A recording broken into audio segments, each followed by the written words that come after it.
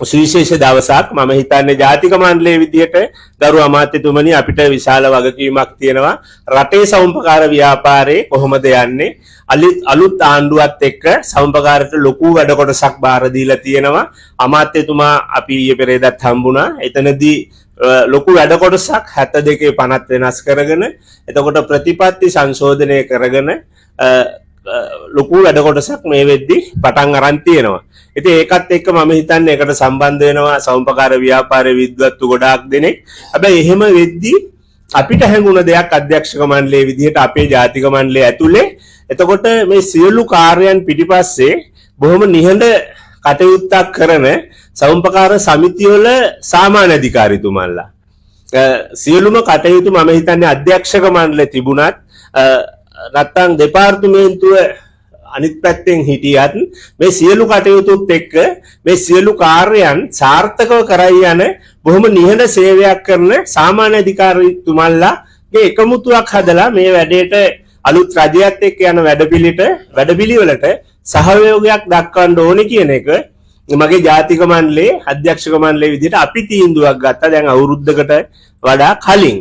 හැබැයි මේක අරගෙන අපේ සාමාන්‍ය අධිකාරීතුමා ජාතික මණ්ඩලයේ සියලුම පළාත්වල සාමාන්‍ය අධිකාරීතුමාලට අපි දන්න සභාපතිතුමාලට අධ්‍යක්ෂ මණ්ඩලය සම්බන්ධ වෙන අයට දිගින් දිගටම අපි සිහි කැඳවීම් ලිපි මගින් හා දුරකථන මගින් එක මාධ්‍ය ඔස්සේ දැනුවත් වීම කරා. හැබැයි බොහොම අමාත්‍යතුමනි මන්දගාමී ස්වභාවයක් තමයි අපේ සාමාන්‍ය අධිකාරීතුමාලා මේකට දිගින් දිගටම එකතු වුණේ.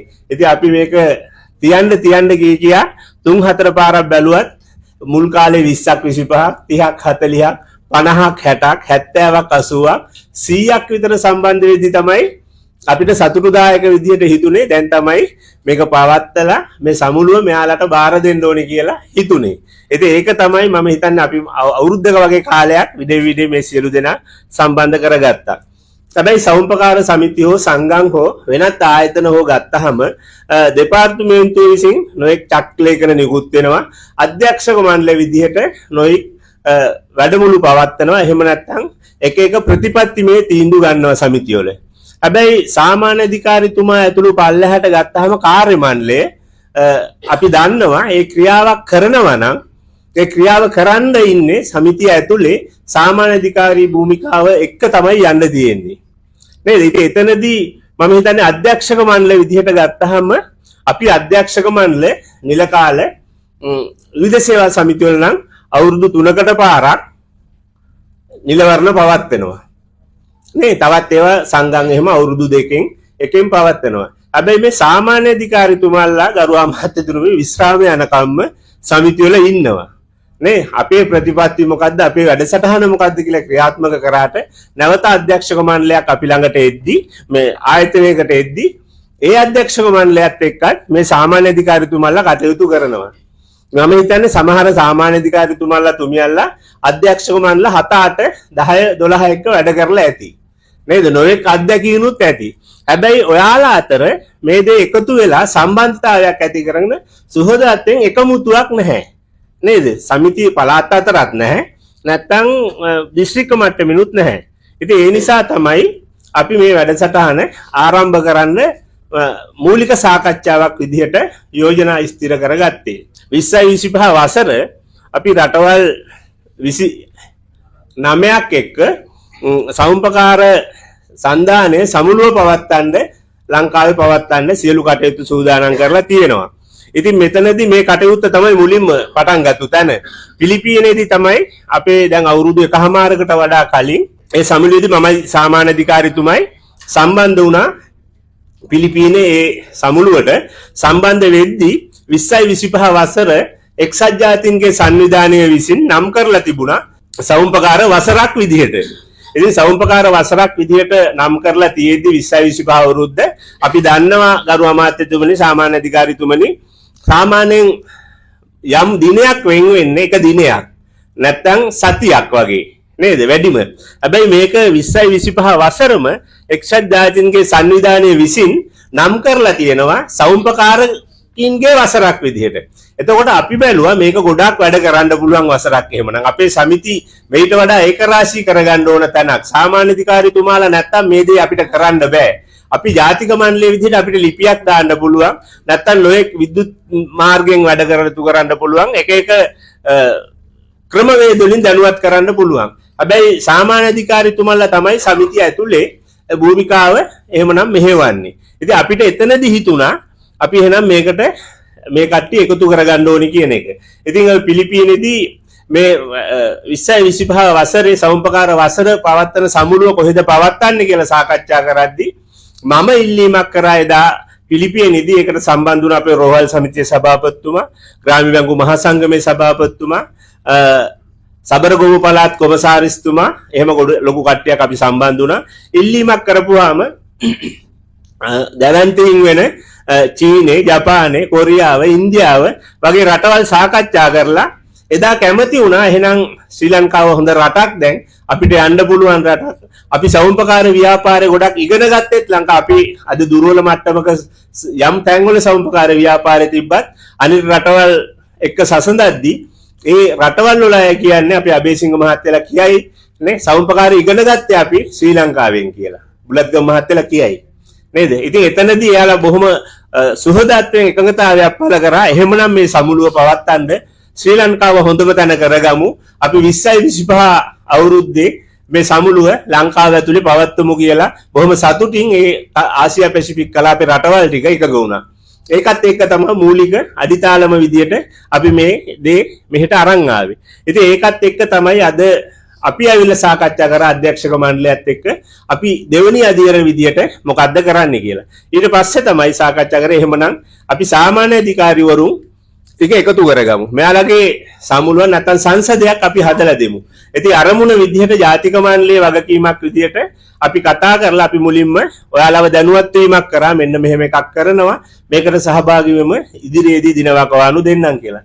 ඊට පස්සේ අර කිව්වා වගේ බොහොම මන්දගාමී ස්වභාවයකින් එක්කෙනා දෙන්න අල්ල එකතු කර තමයි මෙතෙන්ට එකතු කරගත්තේ. ඉතින් මේ කටයුත්තත් එක්ක අද වෙද්දී අපේ අරමුණ තියෙන්නේ ඔබතුමාලා අපි අඩුම මම හිතන්නේ විවිධ සේවා සමිතිම 304ක් වගේ සාමාන්‍ය අධිකාරිවරු ඉන්නවා. වැඩ බලන හෝ ස්ථිර හෝ මොන මට්ටමින් හරි ඉන්න. ඒතර සනස සංගම් ටික, නේ කරුමාන්ත මහා සංගම් ටික, ඒතර කිරි සත්ව නිෂ්පාදන, තව තේ කරුමාන්ත එක එක මොඩල් වල සමිති ගොඩක් දීවර එක සමිති මොඩල් ගොඩාක් තියෙනවා. ඉතින් මේ සියලු දෙනාම එකතු කරගෙන අපිට මේ විදිහේ එකක් හදලා දුන්නොත් අපිට දැඩි විශ්වාසයක් තියෙනවා ඔබතුමාලා මේක බොහොම සාර්ථක විදිහට ඉස්සරහට අරන් යයි කියන එක. ඉතින් ඒකත් එක්ක අද දවසේ ප්‍රධානම කාරණය වෙන්නේ අපි පළාත් 9ටම ලිපි ලේඛන යවුවා. එතකොට සමහර පළාත්වල දැන් අමාත්‍යතුමා කිව්වා ඊයේ එතුමා උතුරු පළාතේ සංචාරකයෙක් යද්දී අහුවලු සමිතියකින් ඔබතුමාලා සාමාන්‍ය අධිකාරිතුමා යන්නේ නැද්ද කියලා. ඊට පස්සේ කිව්වලු දන්නේ නැහැ කියලා.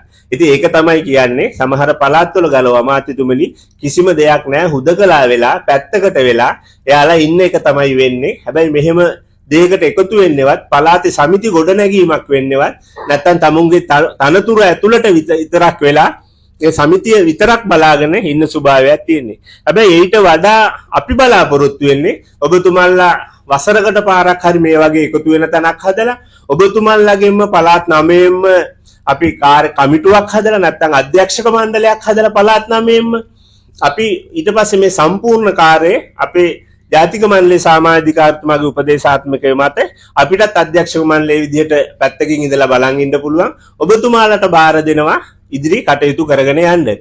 එතනදී ඔබතුමාලට හිතේ අපි කොහොමද පවත්න්නේ අපි කොහෙද එකතු වෙන්නේ නැහැ. සෞම්පකාරී ජාතික මණ්ඩලයේ තියෙන මේ ඔබතුමාලාගේ සියලුම දෙනාගේ එකතුවක් තමයි. අපි ජාතික මණ්ඩලයේ සියලුම පහසුකම් ටික සාමාන්‍ය අධිකාරිතුමාලාගේ මේ වැඩේ මෙතනින් එහාට අරයි යන්න අපි අවස්ථාව ලබා දෙන්න ජාතික මණ්ඩලයේ විදිහට අධ්‍යක්ෂක මණ්ඩලයේ අපි සියලු දෙනාම අධ්‍යක්ෂ මණ්ඩලයක් විදිහට තීන්දුව කරලා තියෙනවා. සාමාන්‍ය අධිකාරිතුමාලාට ඒ ඉඩ පහසුකම් ටික අපි ජාතික මණ්ඩලයේ විදිහට ලබා දෙමු. එතුමාලට මාසෙකින් දෙකකින් තුනකින් අධ්‍යක්ෂක මණ්ඩලය තියෙනවා නම් ටික පවත්තන්න. එතකොට ලිපි යවා ගන්න ඇඩ්‍රස් එකක් විදිහට පාවිච්චි කරන්න. එතකොට අධ්‍යක්ෂ මණ්ඩල රැස්වීම තියාගන්න. නැත්තම් මේ වගේ සමුළුවක් තියෙනවා නම් නැවත අපි සංවිධානය කරලා මේ වගේ තැනකට අරන් දෙන්න. මේක ජාතික මණ්ඩලයේ විදිහට අපි මේ වගකීම බාර ගන්නවා. ඉතින් මෙතෙක් කාලයකට මම හිතන්නේ සාමාන්‍ය අධිකාරිවලත් අපේ මම හිතන්නේ සමිතියක විවිධ සේවා සමිතියක් ගත්තොත් දැවැන්තම සමිති විදියට සාමාන්‍ය අධිකාරිතුමා බැංකු සේවා නේද? එතකොට වාණිජ්‍ය කළමනාකරු ප්‍රධාන භූමිකා ටික නේද? එච්චා මානව සම්පත් නිලධාරි. ඉතින් මේ ටික එකමුතුවක් කිසිම නැහැ. සමහර විට පළාත් මට්ටමින් පුංචියට කොටස් විදියට පවත්වාගෙන යන ඒවා තියෙනවා.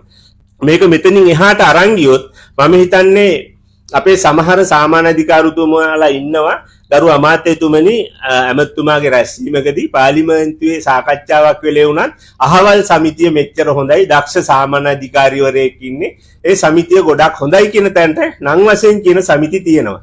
හැබැයි මම දකින්නේ නැහැ සභාපතිවරයෙක් විදිහට මමත් විවිධ සේවා සෞම්පකාර සමිතියක් නියෝජනය කරන සභාපතිවරයෙක් වයඹ පළාතේ බිංගිරිය සමිතිය. ඉතින් මම දකින්නේ නැහැ සාමාන්‍ය අධිකාරිතුමනි තුමියනි ඔබතුමාලා කිසිම කෙනෙක් එහෙම නොවෙන්න ඕනේ කියලා. නේ මම දකින්නේ නම් ඔයාලා සියලු දෙනාම නම කියන්න පුළුවන් අහවල් සමිතියේ සාමාන්‍ය අලුත් මොඩල් එකක් තියෙන්න ඕන. අලුත් දැක්මක් තියෙන්න ඕන. නිර්මාණශීලී වෙන්න ඕනේ. අපිට මේ ගමන යන්න පුළුවන් වෙන්න ඕනේ. අපිට ගමක සමාජිකයෝ සමහර මගේ සමිතිය ගත්තොත් 35000ක් 40000ක් විතර සමාජිකයෝ ඉන්නවා. සමහර විවිධ සේවවල 50000 60000 80000 දැන් අපේ රෝහල් සමිතිය ගත්තොත් මම හිතන්නේ 70000ක් විතර සමාජිකයෝ ඉන්නවා. හැබැයි මේ ඔක්කොම ටික අධ්‍යක්ෂක මණ්ඩලෙත් එක්ක කළමනාකරණය කරන්නේ කවුද? සාමාන්‍ය අධිකාරිතුමා. එතුමාගෙන් පල්ලෙහාට කාර්ය මණ්ඩලයක් ඉන්නවා ඒක හරි. හැබැයි මොකද්ද සබ්ජෙක්ට් එක කියලා නැහැ. මුළු සමස්ත සමිතියේ භූමිකාව අරයි යන්නේ ඔයාලා. එහෙමනම් මේකේ වගකීම කොච්චරක්ද කියලා දන්නේ නැති පිරිසක් ඉන්නවා. මම හිතන්නේ අපේ මම ගත්තොත් බැංකු සේවා අපේ සමිතිවල ඉන්න බැංකු සේවා ගත්තොත් අපි බැංකු 12 15 20 30 තියෙන සමිති තියෙනවා වයම් පළාත. බැංකු 30 තියෙන සමිති තියෙනවා. ඉතින් අපේ බැංකු සේවා ගත්තාම තවත් බැංකුවකට ගිහිල්ලා ඉතින් නැත්නම් අපි කියමු අපි වැඩිපුරම ගණදෙනු කරන්නේ පීපල්ස් බැංක් එකත් එක්ක. නේද? විවිධ සේවා සමිති විදිහට ගත්තොත්. ඉතින් එතන ගිහිල්ලා කළමනාකරු ළඟට තමයි එතන ගිහිල්ලා මැනේජර් මහත්තයා. අපේ ඇවිල්ලා බැංකු සේවා. එතනත් ගිහිල්ලා හිටගෙන ඉන්නේ. බැංකු 15ක් විතර තියෙනවා.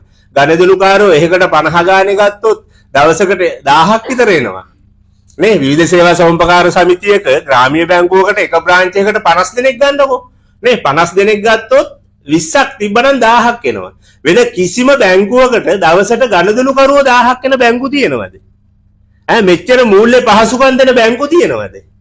නේ මෙච්චර මුදල් තියෙන බැංකු තියෙනවද? මේ සල්ලි ඔක්කොම අපේ සමාජිකයන්. මේ ටික සම්පූර්ණ කළමනාකරන්නේ කවුද? අපේ සාමාන්‍ය අධිකාරිතුමා. සමිතිය ඇතුලේ මේ භූමිකාව ගෙනියන්නේ. හැබැයි බොහොම හැංගිච්ච නිහඬ චරිතයක් වෙලා තියෙනවා. කිසිම කෙනෙක් දන්නේ නැහැ.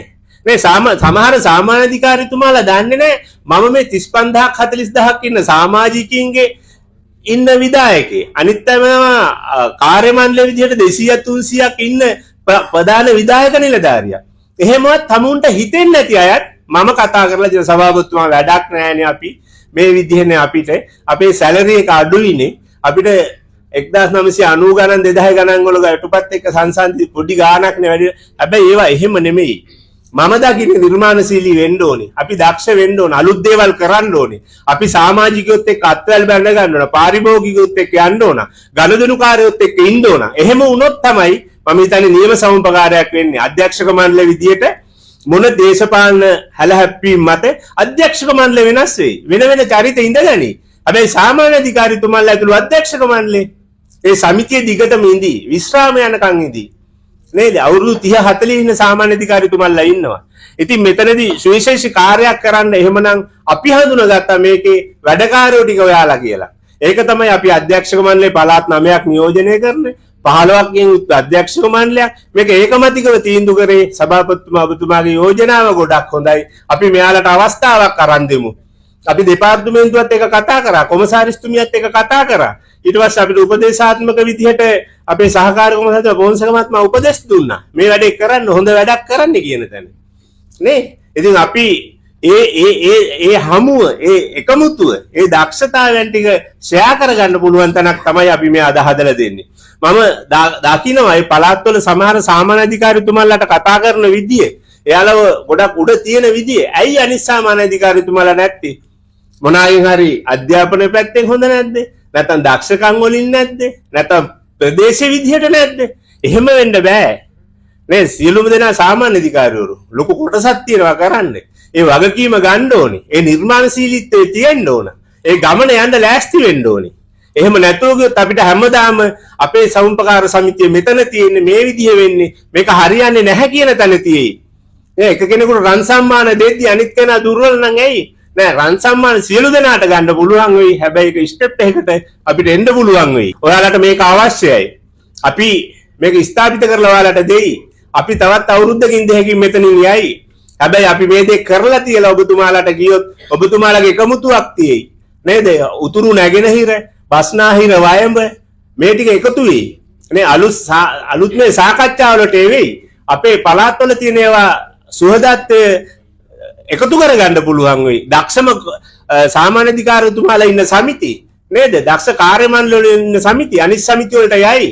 එතකොට එකතු වෙයි. ඔයාලගේ මොකක්ද අලුත් මොඩල් එකක් කියලා ඔයාලා එකතු කරගනි. නේද? එහෙම වුණොත් මේක අපිට ගොඩ ගන්න පුළුවන් වෙයි. හැබැයි සමුපකාර ව්‍යාපාරයට පහුගිය වකවානුව තුන එච්චර හොඳ කාලයක් තිබ්බේ නැහැ. මම දිගින් දිගටම පාර්ලිමේන්තුවේ ගරු අමාත්‍යතුමනි එක එක රැස්වීම් වලට සම්බන්ධ වුණා. අපිට හැමතිස්සෙම කතා කරේ මහරගම සමිතිය. එතකොට ගම්පහ තවත් සමිති කොටසක්. එතකොට මාතලේ පැත්තේ තවත් සමිතියක්. එතකොට සීතාවක තවත් සමිතියක්. මේවා ගැන තමයි හැමතිස්සෙම කතා කරේ. අපිට හිතන් ඉන්න බැරි තරම් චෝදනා කරා. ඇයි මේ සමිති වැඩිලා තියෙන්නේ කියලා. ඉතින් මේවට උත්තර හොයන්න හැදුවා. හැබැයි මේක ගොඩක් උත්තර හෙව්වේ කවුද? මේ බස්නාහිර පළාතේ තියෙන වැටලා තියෙන සමිති ටික ගොඩනගන්න විතරක් සමස්ත සමුපකාර ව්‍යාපාරයට ඕන මොඩල් එකක් හදන්නේ නායකයෝ ඉදා කතා කරේ නැහැ. මම දිගින් දිගටම කතා කරා. ඔයාලා මේ සමිති පහක් ගැන කතා කරන්න වැටිලා තියෙන. විවිධ සේවා ගත්තොත් 305ක් තියෙනවා. ඒකෙන් 5යි වැටිලා තියෙන්නේ. නන්නත්තරෙන් වැටිලා තියෙන්නේ 5යි. ඒ 5 ගොඩ ගන්න එකද කතා කරන්න ඕන. ඉතුරු තවිසි 300 වැටෙන්නේ නැති වෙන්න ක්‍රමවේදයක් අපි හදනවද කියලා. හැබැයි ඒකට අහුම්කන් දුන්නේ නැහැ එක්කෙනෙක්වත්. ඊට පස්සේ සාකච්ඡාවට ගරු අමාත්‍යතුමා අපිව ගත්තෙත් නැහැ. එයාලට ඕන උනේ අර මුදලේ සල්ලි ටික අරගෙන සහකාර කොමසාරිස්තුමනි ඒ සමිති ටික විතරක් ගොඩනගා ගන්න ක්‍රමවේදයක්. අපි අහුව අනිත් සමිති 300ට මොඩල් එකක් හදමු. ආයේ නොවැටෙන්න කතා කරන්න බැරි වෙන්න කතා කරමු. අපි ඒ ටිකත් හදමු කියලා. නෑ. එතනින් එහාට ගියේ නෑ. එයාලට උවමනා වුණේ මේ බස්නාහිර පළාතේ වැඩිච්ච සමිති ටිකේ සමාජිකයන්ගේ අර මුදලෙන් හරි සල්ලි ටික දීලා ඒ ටික හරි ගස්සන්න විතරයි. මොඩල් එකක් තිබ්බේ නැහැ. වීර සේවා සමුපකාර සමිති ටික වැටෙන කතාව විතරයි හැමදාම කිව්වේ. ඉතින් එහෙම නෙමෙයි සනස වැටෙන ටික විතරයි කිව්වේ. හැබැයි මහා බැංකුව අධීක්ෂණය යටතේ තියෙනත් බැංකුව වැටිලක් තියෙනවා. ඒ හා සමාන ගත්තාම දශම එකක්වත් අපි වැටිලා නැහැ ගරු අමාත්‍යතුමනි. සමුපකාර ව්‍යාපාරයේ දශම එකක්වත් අපි වැටිලා නැහැ. අද වෙද්දී මේ කතාවත් කියන්න ඕනේ. අපි මේ තාක්ෂණික පැත්තෙන් අලුත් තාක්ෂණයත් එක්ක යන්න කතා කරද්දී අපි මේ මුදුකාංගය ස්ථාපිත කරද්දී සමහර සභාපතිවරු ඉන්නවා. ඕවා අපිට ඕනේ නැහැ. අපිට ඕක වැඩක් නැහැ. අපේ මිනිස්සුන්ට තේරෙන්නේ නැහැ. මොකද්ද සභාපතිතුමා හදන එක කියලා කියපු මිනිස්සුත් ඉන්න මේ ජයපත් වේලත් දන්නවා. නේ? ඒතකොට අලුත් දේවල් ඕනේ නැද්ද සමුපකාරයට? අලුතෙන් මේ තාක්ෂණයේ පැත්තේ යන්න ඕනේ නැද්ද? අපේ ගණදෙනුකාරයෙකුට ගමෙන් විතරද ගණදෙනුව කරගන්න පුළුවන් වෙන්න ඕනේ. නේ? ඉතින් ඒක මම හිතන්නේ සාමාන්‍ය අධිකාරිතුමාලා ඔබතුමාලා හිතන්න. එතෙන්ට යන්න පුළුවන් පරිසරයේ පසුබිම අපි ළඟ තියෙනවා. අපිට ඕන ඔයාලා ජාලගත වෙන්න, ඒක රාශී වෙන්න, නිර්මාණශීලී වෙන්න. ඒකට උදව් කරන්න අපිට පුළුවන්. එහෙමනම් අද දවසේ පැමිණි සියලු දෙනාටම මම බොහොම සුහදත්වයෙන් යුතුව ආරාධනා කරනවා ඉදිරියේදී මේ කටයුත්ත සාර්ථක කරගන්න. මේක ඔයාලගේ ව්‍යාපාරේ අපිට පුළුවන් නායකත්වය දෙන්න විතරයි. දෙපාර්තමේන්තුවට පුළුවන් නීති රීති හදන්න විතරයි. සමිති ටික අරයි යන්න ඕන. කාර්යභාරයක් කරන පිරිසෙන් ඔය පැත්තේ සාමාන්‍ය අධිකාරීතුමාලා ටික ඔබතුමාලා ගොඩක් මේ සමුපකාර ව්‍යාපාරයට වටින බව දන්න හින්දා තමයි අපි මේ දේ අද එකතු කරේ ඔබතුමාලව. එහෙනම් ඔබතුමාලාට මේ තරතල්ලේ කරයි යන්න ශක්තිය ධෛර්යය ලැබේවා කියලා ප්‍රාර්ථනා කරමින් මානීය වෙන බොහොම ස්තුතියි.